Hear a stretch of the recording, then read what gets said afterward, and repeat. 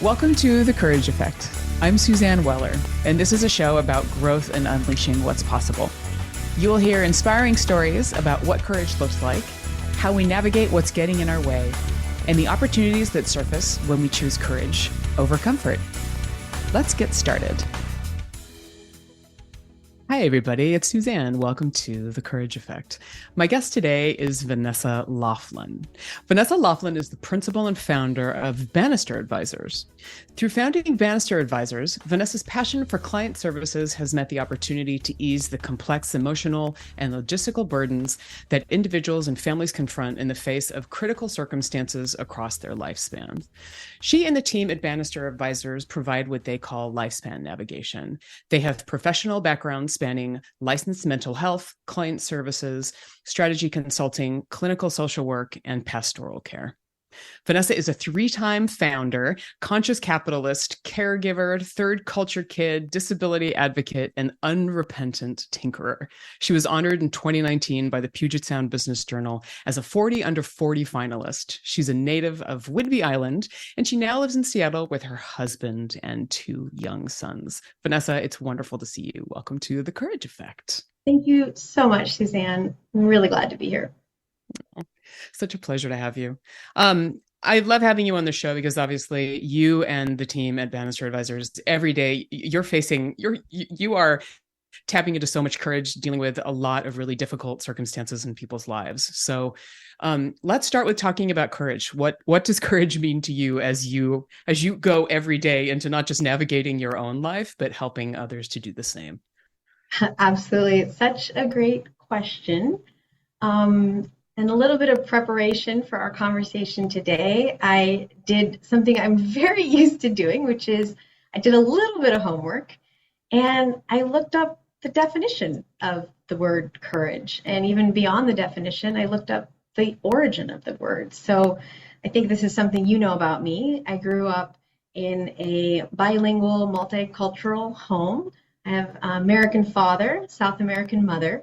So it wasn't uncommon to say, what does that word mean? Or to have a sense of, I don't think that word means what you think it means, right? And so this general sense of, am I using words correctly? And just a general curiosity about where words come from, what they mean, how that's changed over time, and so forth. So what I want to actually say is that when I was looking up the word courage and having its roots in core and heart, sort of from French, from Latin, one thing that really struck me was some of the, kind of looking at the thesaurus side of it and what other words for courage might be. And I really landed on the word valor.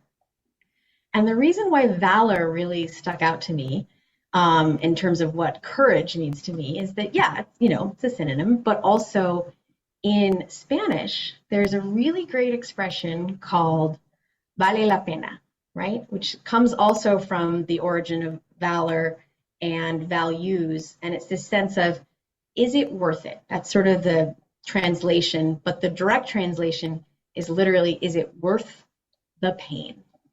And so when I think about courage, I know that a lot of people think of it as a binary, are you going to do a thing or not? You're going to have the courage to act, right? That's a pretty common one. And for me, I think often the moments where courage has, let's say been a character in my own story, it's been less about having the heart or the courage to stand up and take action. And it's been a little more complex than that. So a little bit more of an evaluation, let's say. So to say, is it going to be worth it? Is doing this thing going to be worth it? And sometimes the answer when you're thinking about valor is less about doing a thing and sometimes choosing to not do anything at all, which can often, when you discern between your different kinds of choices in life, sometimes the not doing the thing is not only more difficult, but it is more worth it. Yeah, there's so much there. What you just said. I want to unpack valor a little bit more if you're up for that. But I also love when you're talking about, is it worth the pain, right? So that trade-off of is it really worth it? So we're always sort of doing that math in our head. I mean, what I'm hearing from you is almost like constantly doing equations. Yeah, there's a whiteboard in my head, possibly yours, full of very, complex scribbling, let's just say. But I think, sometimes when we're also deciding to do or not do, or trying to understand, how to take action or again, not take action on a thing, I think where it gets really tricky, Suzanne, when you're doing any kind of complex math problem on a whiteboard or otherwise, is when you don't know all the inputs, right? Like when you're trying to solve, for example, let's go back to the algebra that we were told we would use someday. We maybe didn't quite believe it in middle school, but does sometimes come in handy. But trying to kind of solve for the missing pieces. And when you realize there's a lot of missing components to this equation, I don't know if I'm going to be able to, solve for X in this moment. And really kind of circling back to the work we do at Bannister, it's not our it's not our courage that comes into play. It's not our valor, right? It's not our evaluations. We have the privilege at our company to, when we work with clients and we serve them during these really difficult, overwhelming circumstances, whether it's over the course of a few days, a few weeks, or a few months, or things that have maybe been building for years or even decades across families, across generations, we're more likely to be in situations where helping with that, again, evaluation to come up with an approach that is more about, again, valor than it is about courage. And so, again, we talk about this a lot in the work as it's informed by behavioral health and social work principles, in addition to client services. But it's this idea of centering the client, centering the family, centering their experience. And when we do that, and when we do our job well, it really is about helping people not just go down a certain path, but figure out which path to even go down in the first place. And that can be some, I think, of both the most challenging aspects of the work we do, but also the most, well, rewarding, the most Yeah. worth it. Yeah. Yeah. Yeah. Well, and it must be really challenging too. I mean, obviously it's wonderful that you're a partner and that you're being brought in to support somebody, but as you said, it's their courage and ultimately it's also their decision. So you're advising as much as possible, but at the end of the day, you have to detach from what outcomes they choose. Absolutely. I think too, there's been definitely occasions in our work, and I will say the more family members involved, the more complex, maybe the more whiteboards with that metaphor that you might use, the more unknowns. And what you find sometimes is this element of compromise and conflict resolution, right? Yeah. Where actually nobody's happy with the pathway that is decided upon. We're often dealing with individuals who are navigating an end of life scenario, right? Hospice, or even someone who's actively dying. We might have a scenario where someone has passed away in a family, and then there's the sort of aftermath, the complexities to sort out amidst grief. It might be something a little more long term, like an adolescent being diagnosed with a mental health condition that they're going to be navigating and managing the rest of their lives. So again, it's not just about the parents we might be working with directly, but it's really about how are we supporting an approach that is maybe not going to be about fixing anything, but it might be more about minimizing regret. And again, that is a much higher level of math, right? So if we wanted to use the analogy, we're doing math. Okay, maybe we have addition, subtraction. We're solving for some, equations and it's algebra. Well, then we start getting into like calculus, right? We're talking about derivatives and finding a min or a max, right? And so that's where the range of backgrounds within our team, anchored by our values, right, of shared values in order to serve our clients and help them really sort out and get through the decisions they're facing and the paths that they need to go down. All of that really circles back to, I would just say, the deep respect that we have to have for the complexity of the situations. And to kind of close the loop, this idea of sometimes we might be able to surface, options A, B, or C, and help a client and their family evaluate those options and kind of ask the question, which one's worth the pain, right? Because they're all going to involve some degree of difficulty, complexity, energy, pain, struggle. But also when they come up with the option D that we never could have imagined. So sometimes the process of us helping inform and lay out options and help them work it through, the answer, the solution, the path that they do decide to take can be completely coming out of their own contributions to the process. So that's something that I'll just wrap up by saying, people sometimes say, oh, so you sort of tell people what to do. And we're like, we do the opposite of that, right? It really needs to come from them. And I can relate to that so much as a coach, because it's the whole idea of supporting somebody to make their own decisions and helping them to get there, but being at peace with what they ultimately decide in the end. So yeah. And that's also, I would imagine, too, all of you as a team too. I mean, you're also coming together to support each other at the same time that you're doing this for clients. Yeah, and I'm glad you pointed that out, because I think that it's a gift to work in not just an industry, but sort of a subspecialty of what we do, right? Helping people navigate life across the lifespan. But what that allows us to do, and when we come together and we're able to support each other, because, I'm sure this has been an experience for you, but we do have a job that makes us cry. It makes us feel, it makes us react.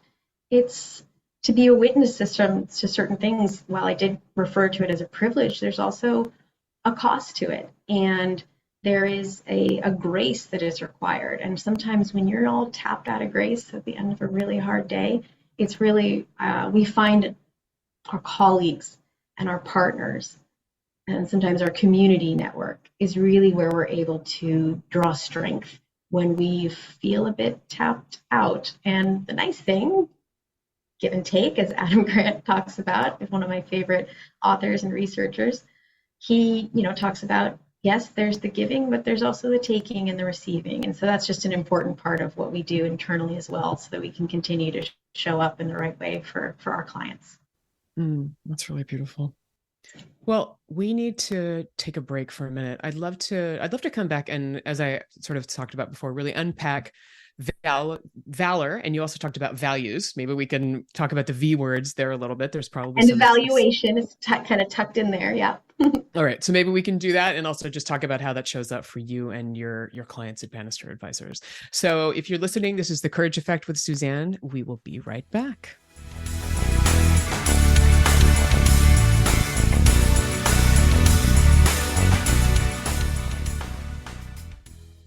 Asking questions is better than making assumptions. Such is the premise of my show, Stacy Connects, a show about making connections through conversation. I welcome a diverse assortment of guests to chat about topics and ideas that are sometimes educational, sometimes inspirational, a little personal, and always entertaining.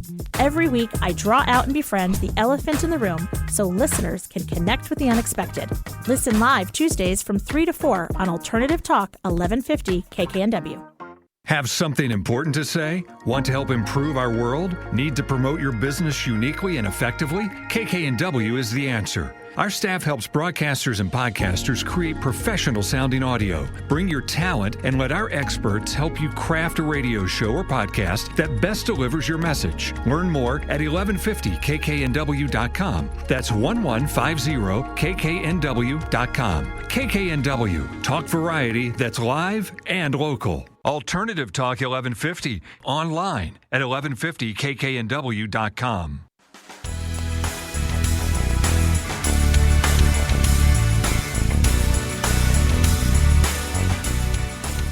Welcome back to The Courage Effect. This is Suzanne, and I am in conversation with Vanessa Laughlin. So, Vanessa, we've been talking about your work doing lifespan navigation at Bannister Advisors, and it dawns on me that I think that our listeners would probably like to have a better idea of exactly what that is and what Bannister Advisors does, because you are niched in a number of ways. So why don't you give us a little bit more context as we continue this conversation about Bannister? Yeah, happy to do that. It's interesting talking to people about what we do when they ask the question, so what do you do? right? What is lifespan navigation? I don't blame people for being a bit confused, but I do appreciate when after I have a chance to explain it, they say, oh, I or my family, we could have used you back when, right? And so that sort of moment of recognition of what the solution is that we provide, and how it can be applied, that's a really, I will say, fun moment in conversation. So the easiest way to describe it is probably just to talk about, one of the main ways people find us. So we are, again, privileged, we use that word a lot, but it's very true, to be contracted. Our services are set up in advance with employers, both based here in the Pacific Northwest and actually around the country, some with global operations. And we're brought on by typically human resources leaders, senior leaders, as a part of their benefits package. And what that means is that when one of the employees at one of these organizations experiences a life crisis, an overwhelming situation, something that's giving them so much anxiety about what could go wrong, even if nothing has happened yet, it's an incredible demonstration of the values of those companies to be able to say, you know what, we've got you, call this team. And really making sure that the employees know about this resource well in advance of ever needing to use it, and knowing that they can access it in a very private and confidential way. So their employer won't know the nature or the details of the issues they might be facing.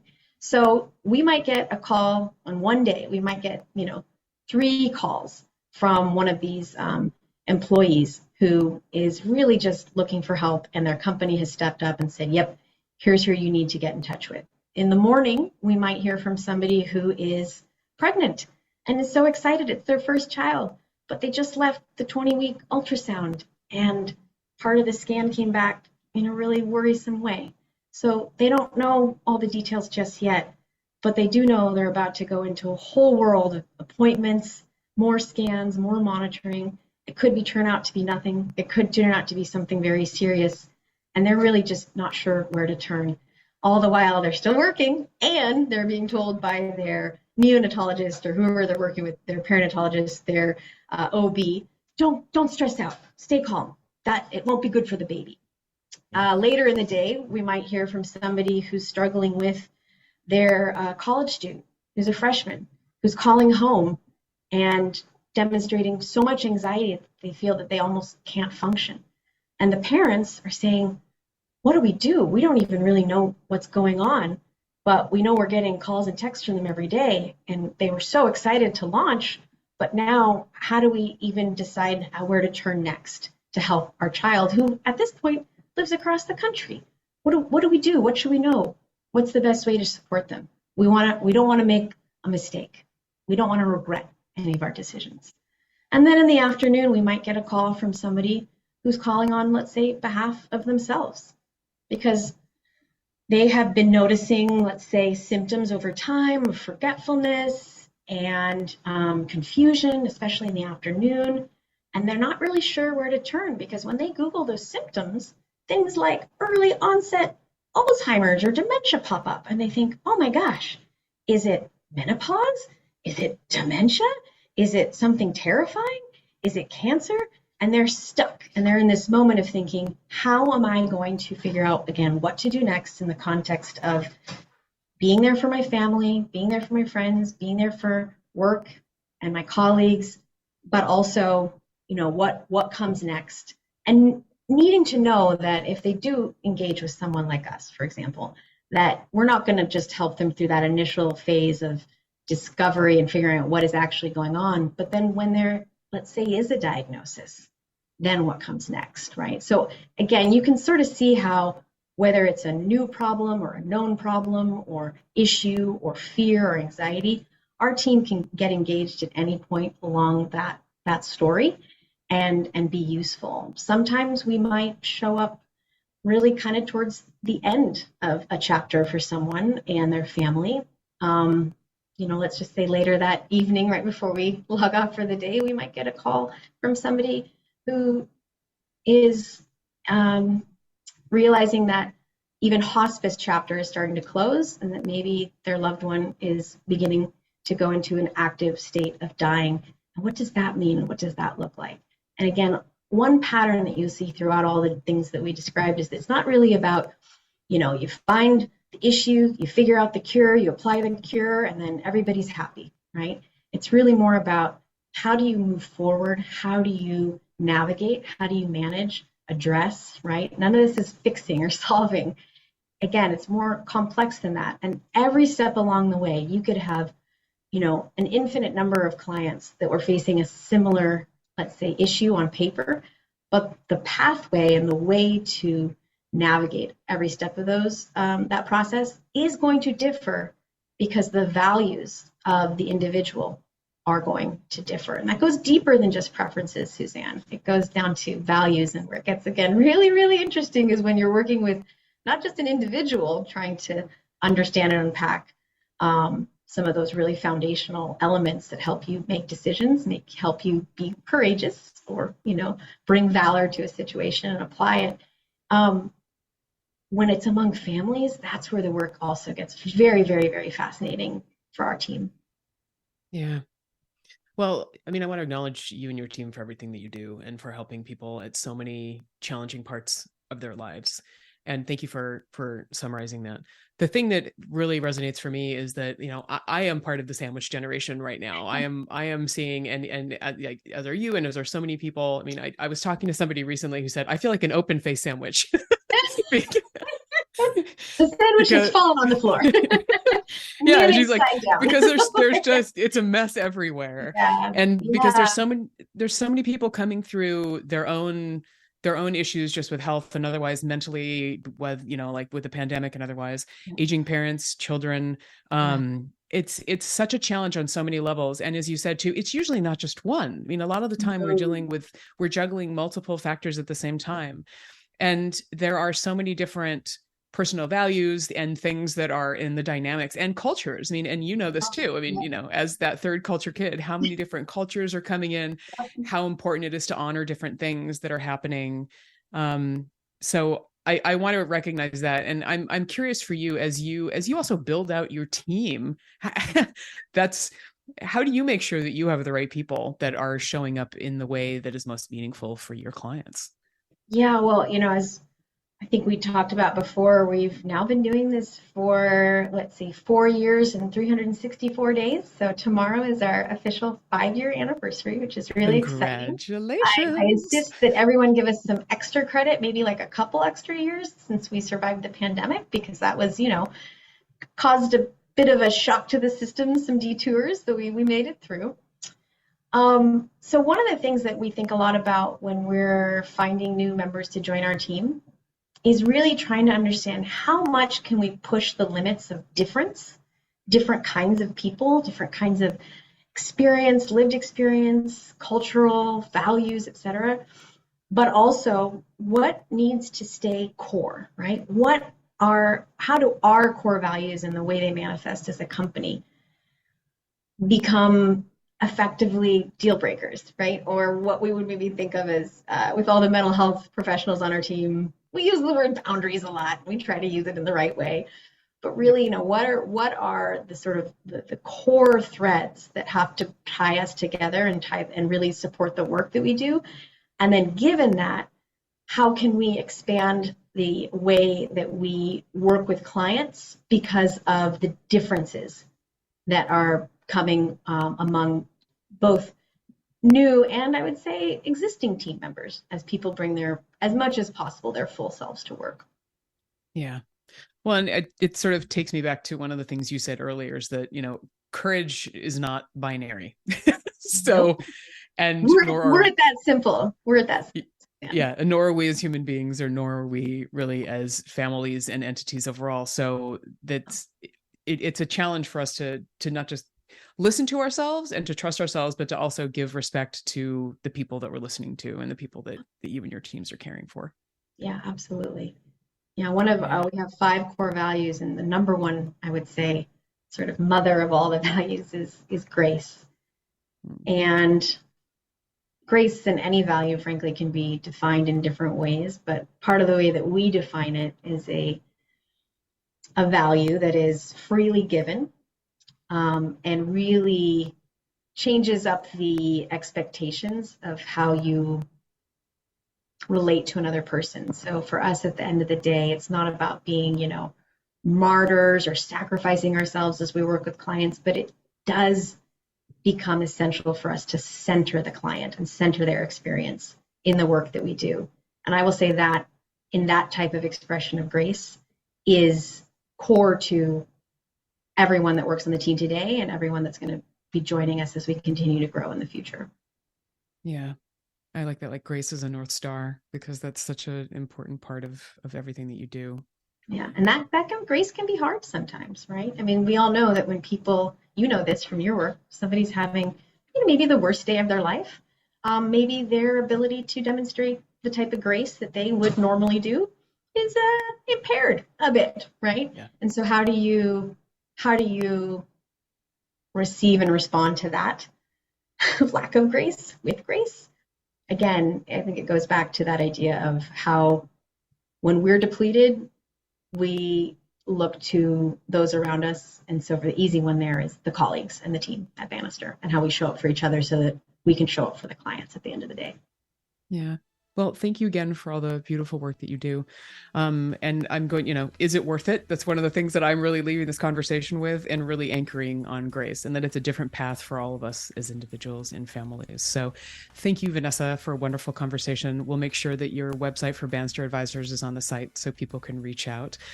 Thank you, everybody, for listening today. Take care of yourselves. Be gracious to each other and stay courageous.